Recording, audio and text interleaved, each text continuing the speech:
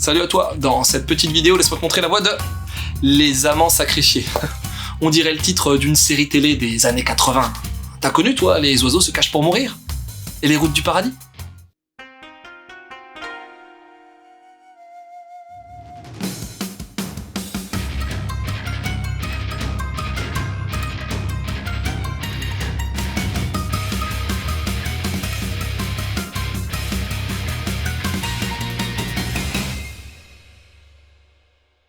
Histoire.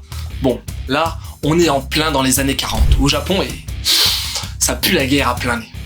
À cette époque, t'as la famille Fukuhara, qui est dans le business international. Alors, forcément, vu la situation tant d'axes entre le Japon et l'Occident, notamment les USA, le commerce tenu par Yusaku est pas forcément vu d'un bon œil. Bien au contraire. Heureusement, il peut quand même compter sur le soutien de sa femme, Satoko. Sauf que Yusaku va devoir partir en Mandchourie, et quand il va revenir, rien ne sera plus comme avant. Rien.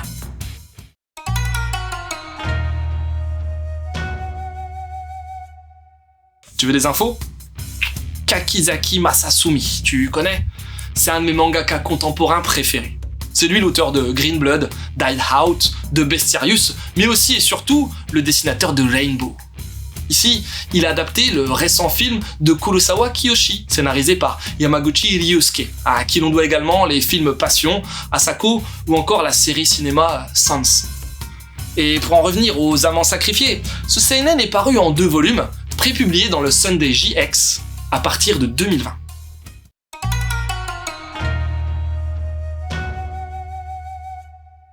Mon avis?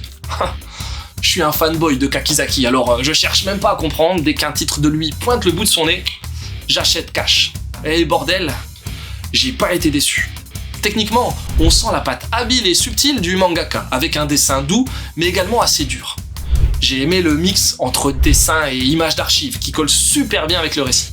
Ici, on a un habile mélange entre une romance tragique sur fond de drame historique, avec de la relation de confiance, de la trahison, le tout superbement entrecoupé de faits historiques et de flash-forwards montrant une Satoko complètement détruite par la guerre et par ses horreurs. C'est passionnant et vu que c'est en seulement 2 volumes, ce serait un crime de laisser passer cette série, hein. Un crime!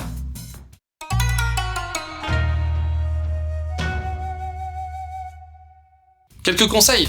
Rainbow, une merveille dessinée par Kakizaki qui montre également le Japon d'après-guerre par le prisme de John Tollard. Bestiarius, juste histoire de voir ce que peut faire Kakizaki dans un autre registre. Et Green Blood, que j'ai pas encore lu. Comme ça, vu que j'en parle, plus d'excuses pour pas commencer. Voilà, c'est terminé. J'espère que cette petite vidéo t'aura donné envie de lire Les Amants Sacrifiés. Sur ce, je te laisse et continue sur la du manga.